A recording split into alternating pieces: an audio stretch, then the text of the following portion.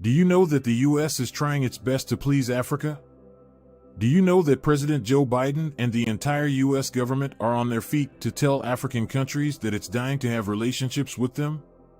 Recently, the U.S. arranged a conference to which 49 African countries' leaders were invited. But why? Well, the White House wanted to tell them that the U.S. is a better partner for them than China. But would they believe it? Until now, the U.S. has been telling African countries what to do. America considers African people as someone who needs help and who should be told what to do. And this resented them to their cores. Now, as it should be called breaking news, Africa has turned its back on the U.S. and is taking a step toward China. Already, China has become their favorite, but the U.S. is still in its futile exercise to win back Africa. But why has Africa turned away from the U.S., and what's happening now? Welcome back to another exciting episode of our channel. Innovation Diary brings you China's innovation stories, projects, and growing influence in different parts of the world. If you are new to the channel and enjoy learning about fast-paced modernity, especially China's development and growing power, you will definitely find our videos intriguing. In this video, we will uncover how Africa is moving away from the U.S. and getting nearer to China. Let's get started.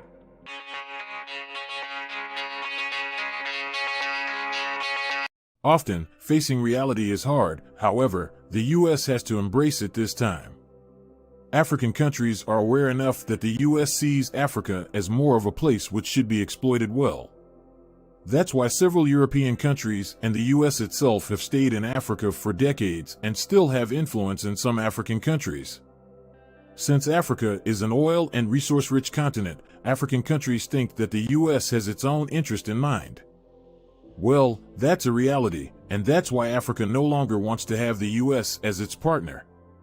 It knows that the U.S. eyes are on the minerals, precious metals, and resources of Africa.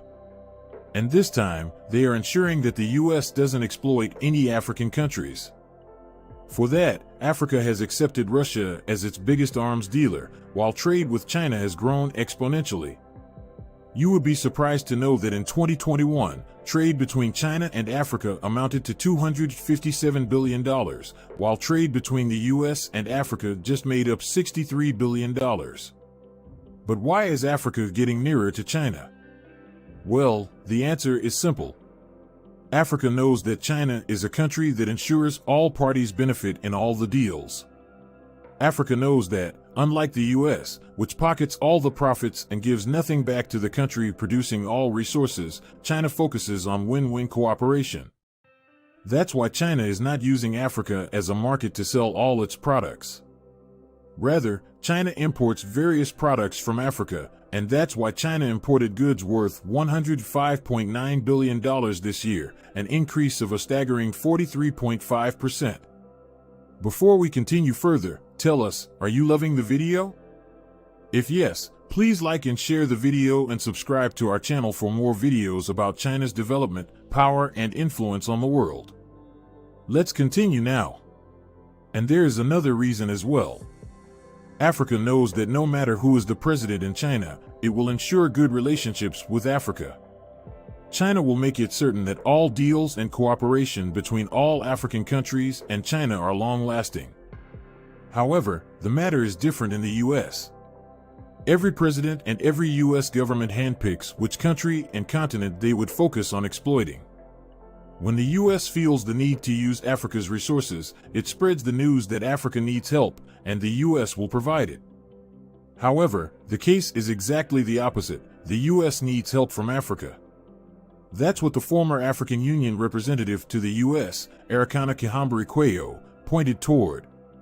She said that the U.S. feels African people are in need, and they should be told what to do, which isn't just right. That's what a country does with inferiors. She emphasized that the U.S. needs to treat Africa with respect and consider it equal to itself. Only then any talks and cooperations are possible. She said that during her tenure as African Union representative, she had already mentioned the U.S. was losing ground. She said that now, the U.S. should think that the game has changed, and so have the rules. Now, the U.S. should strategize and come toward Africa with a different approach. Gone are the times when Africa had to accept whatever was thrown toward it. Now, all dealings would be done on equal grounds. If this doesn't happen, as it's visible, China will start to fill the spacing the US is leaving in Africa. When Africa is given two choices, it won't take long to choose China as its partner for a simple reason. China considers Africa an equal partner, and there is nothing wrong with that at all. However, the US uses a different approach and has an element of superiority in its behavior which resents African leaders. She pressed on the importance of the US attitude toward Africa. She said that now, the US should know that it can no longer make policies for African countries. She was quite right when she said that whenever a summit occurs between African countries and the US, there is no agenda to discuss. The US sets the agenda before the summit and tells every African country what they should do. Arikana Kihambari-Quayo said that it was disrespectful.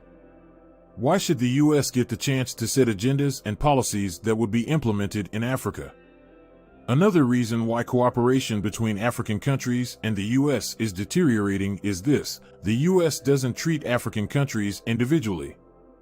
For the US, Africa is a continent of inferiors, therefore, they should all be dealt with collectively. That's what this recent summit is telling, where 49 African countries' leaders have been invited. No one knows these countries individually, which shows how insensitive the US is about the individual nature and respect of every African country. China doesn't do so because China knows how cooperation and trade work. It knows how relationships are built, maintained, and strengthened.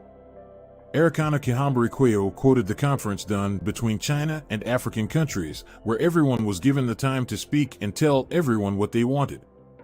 There was an agenda set by all countries involved, which was trade cooperation. Now, even if China was the biggest economy compared to the African countries, it still followed principles. That's how cooperation is sustained. However, the US still lives in the past, where it thinks the same rigid attitude will work. She said that she was sorry, but this summit hosted by the US won't work. It won't work until the US calls every African country to the table and involves them all in setting agendas. Every country's interests should be secured. Only then can any summit reach practical results. Listen to what Arikana Kihambari-Quayo said. I think for the United States, and I'll repeat it, and I used to repeat it all the time during my tenure, what really is behind the failure of effective engagement with Africa is the disrespect of the Africans. That's where the problem begins. If we cannot accept, if the United States cannot accept Africans as equal partners, if the United States, for example, let's look at this particular meeting, this particular summit. There was no defined agenda. There has never been defined agendas whenever they meet with African countries as individual countries. It's always the United States setting the agenda, the United States setting the policies, and the United States telling the Africans about the policies. That is no way to have any meaningful engagement. If you take, for example, the FOCAC meeting that was held between China and the African heads of state, way in advance, the issues were clearly defined. The agenda was going to focus on trade, it was going to focus on aid, it was going to focus on investments. The African heads of states were engaged in the discussion, in the planning. The outcomes were clearly defined with a way forward in terms of follow-up. It was a fruitful meeting that addressed the issues that needed to be addressed between not only African countries individually with China, but also Africans collectively with China. There is no published agenda. There are no issues that have been presented to the African heads of states. Africans have not been asked to engage in terms of creating the agenda and making sure that when the African heads of states come to Washington, the outcomes, the issues to be discussed are going to be meaningful outcomes with follow-up and deliverables that are going to be beneficial to both. It remains a one-sided conversation with the United States telling the Africans the agendas and the policies. The Africans are not on the table to discuss issues pertaining to us wherein lies the problem, and the reason that continues to be the case. What underscores that is the disrespect for Africans. I repeated it, I complained about it repeatedly. It is a serious problem. The United States must understand that Africans are not going to take it anymore. If you don't treat the Africans fairly, United States is going to see itself slowly losing ground to China, to Russia, to all other nations, because without respecting the Africans, without treating the Africans as equal, without understanding that exploitation and abuse of Africa simply cannot continue. This meeting, this summit, is going to be yet another gathering with no outcomes, no deliverables until the next summit. I'm sorry, but the disrespect of the Africans is at the bottom of it all. Agenda for this meeting should have been set out in advance. Africans should have been involved. Without the involvement of the Africans in these discussions, this is a useless meeting. I'm sorry, but that is the fact. The principles the U.S. doesn't follow are the basics for China whenever it deals with any other country. Simply, it can be said that the reputation China has is winning African countries. African leaders don't feel any resentment and don't have to be careful that Chinese leaders will sting them. No hidden liabilities are left on African countries, no matter what project, deal, or agreement is in question. And this is working. Now, the African countries have checked how credible China is after years of growing trade and tens of projects. Africa has now declared China is the most trustable ally, which is not only concerning for the U.S., but any less than a nightmare. A survey conducted in Africa reports that 76% of African youth consider China a foreign power with which Africa has its future. They didn't name the U.S., which shows what the future leaders of Africa think. What do you think? Will the U.S. change itself and give equal respect and importance to all African countries? Do you think even if the U.S. does so, African leaders will know what's in the hearts of the U.S. leaders? Whether anyone sees that or not, China has replaced the U.S. in Africa and every other country and continent. Comment right below in the comment section, how can the U.S. get its ground back in Africa? Do you want to watch more videos like this one? If yes, please like and share the video and subscribe to get exclusive videos about how phenomenally China is developing. Until the next video, stay tuned.